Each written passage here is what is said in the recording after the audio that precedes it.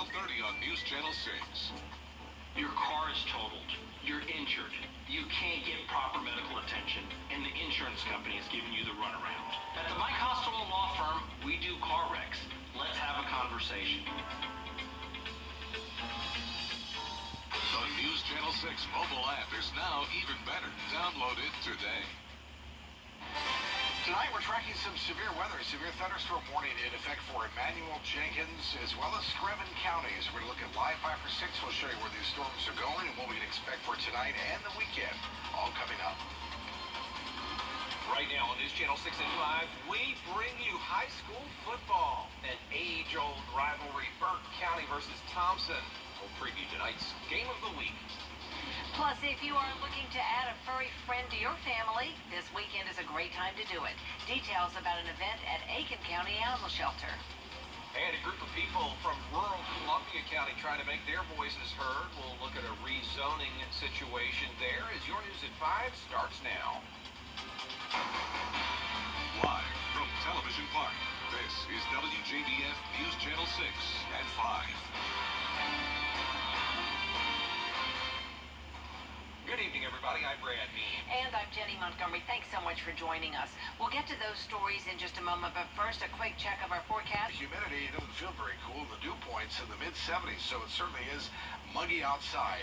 Tomorrow, we're going to continue the trend, but slightly less opportunity for some storms. So much so, I think they get up to 90 tomorrow before we get into more opportunities of rain coming up for the weekend. We're going to talk about that and talk more about our chances of severe weather. What we want to do is keep away the rain from tonight's football game. Meteorologist Ryan Gold is out there in Thompson with the very latest on the game and all the festivities. Ryan?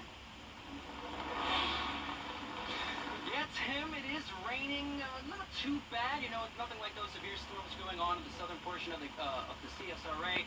But we are getting a decent amount of rain. Of course, we do have some holes coming through, but I think most of the rain should be gone, at least in Thompson, by the time the game starts. And of course, the bleachers are a little wet, but you're not going to want to be sitting down. You're going to want to be standing up for this game. It's going to be a great one. Got a lot of partying going on over the tailgate across the street near the parking lot for the stadium. And overall, even though it is wet, it's still not bad of a day. You know, it's still, of course, a little humid, but we do get a nice breeze coming in here, which is nice and cooling for a little while. But overall, I do believe that the game's going to be absolutely fantastic. We're going to be going around, seeing the concession stands, meeting some people, of course, talking to one Thompson. They're here as well across the street at that tailgate. So it's going to be a great day, even though it's raining. So please come on out. Don't forget your ponchos or your raincoats or your Viper 6 umbrella. Back to you guys. All right, Ryan Gold, there he is, live at our hometown game of the week as the Burke County Bears travel to the Brickyard to take on Thompson, a rivalry game that kicks off at 7:30. You can watch it if you don't want to go out there. Meet TV has it, and it'll also stream on our website, WJBF.com. Well, tonight, as Burke County faces off against Thompson, we're taking a look back on Thompson High School's first integrated football team. News Channel 6's digital reporter Brandon Dawson has that. Thompson High School is all about history, and a big part of its history is football. Recently, the phrase One Thompson was created to help bring people of all races and genders together in the community. To better understand what that means, we went back to 1967 when Thompson formed its first integrated football team. When we first heard that Mac Bowman was coming over, it was different, certainly, and but we were so focused as a community on what we thought was going to be a really good team. I don't remember it being talked about. Now, I was only 10. It wasn't something that people talked about all the time, and what are we going to do when we have this first black player and this, that, and the other. It was all about what we had coming back because we'd lost one game the year before to the team that won the state championship easily.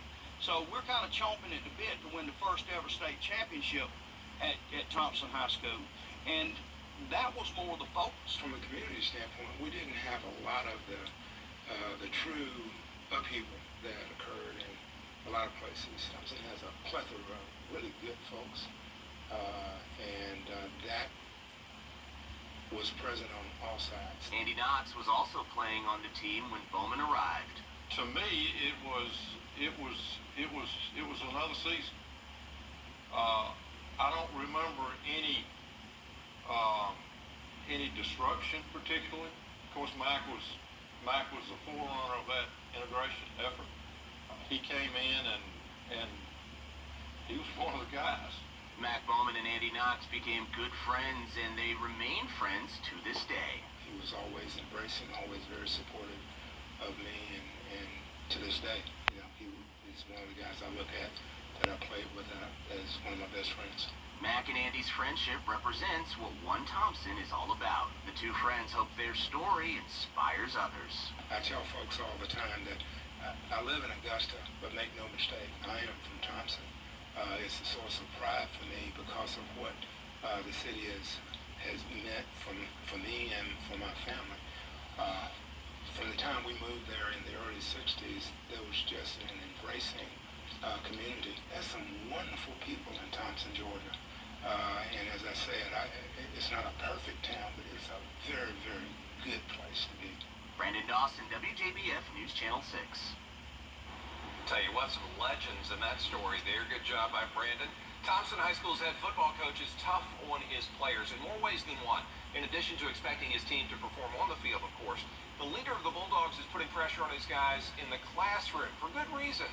Coach Michael Youngblood wants to give his players every chance to succeed instead of just staying on them to keep their grades up. He provides tutoring to those who are struggling.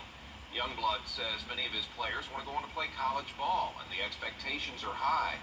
He pushes for all of them to maintain at least a B average. If you make 80% or better, that gives you an opportunity to meet NCAA requirements in trying to go to college to play any type of sports. And academically, you have to make 80% or better. Coach Youngblood's program also provides help with college applications and test prep. And again, don't forget to watch Thompson battle the Burke County Bears on Game Night Live on MeTV at 7:30 tonight. The game will be re-aired on MeTV on Sunday at noon as well. And be sure to join Brendan Robertson, our sports director, and Colin Cody, assistant sports director for Football Friday night. All the highlights from all the Week 1 games from across the two-state. They'll also take a look at the top 5 plays of the week. Football Friday night starts at 11:35 right after the news, right here on News Channel 6. Dogs and cats at Aiken County Animal Shelter are ready to find a home, and volunteers want to help you find your match. News Channel 6's Bria Smith has more on how you can find a new best friend this weekend. If you're looking to add a furry friend to your family, Aiken County Animal Shelter will be hosting their annual Clear the Shelter Day, where they'll be looking for forever homes for each animal. This is Faith. She's 8 years old, and she's ready to go home. That's one of the main reasons that I chose Kobe, is because he has been overlooked because of his ears. I mean, nobody's ears are perfect. Volunteers will be present to assist in finding the pets a new home. Every year, the aim is to clear the entire shelter by placing the animals with their new owners. Before you adopt your next pet, you have the chance of getting to know them a little better. We're going to have our volunteers out showing our dogs right out in the parking lot, and they're going to be holding on to dogs, and they can tell you all about them, what type of home they'd be great for. You can play with them, you can meet them. The shelter is partnering with the group Friends of the Animal Shelter to get these pets adopted free of charge. Hey, Kobe. Oh, he's so ready. One woman didn't want to wait until Saturday. She walked away Friday with a new pet. I just need that companionship while I'm at home, and I'm retired now. Lucy Powell said that a recent incident at her home made her want some extra security, and new adoption was the answer. If I had a pet, they usually, especially a dog, they usually will bark. I even have cameras outside, but they were too far, my car was too far away. It's events like these that give everyone involved more hope. I just think that I'll be good for him and he'll be good for me. The event will begin at 9 a.m. and finish at 12 noon. If you're interested in more information, visit WJBF.com. In Aiken County, Bria Smith, WJBF, News Channel 6.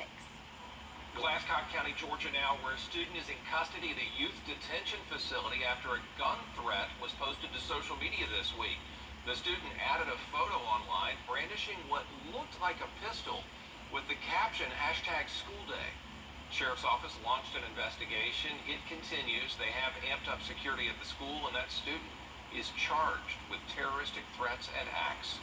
Columbia County commissioners are planning to rezone multiple properties, but one in particular has stirred concerns among some residents.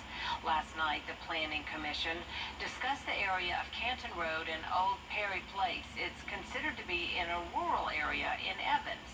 Commissioners say despite some residents' concerns, they have good plans for the property. Commissioners will meet again in September to further discuss the proposed rezoning. We are taking a close look at the media on the next edition of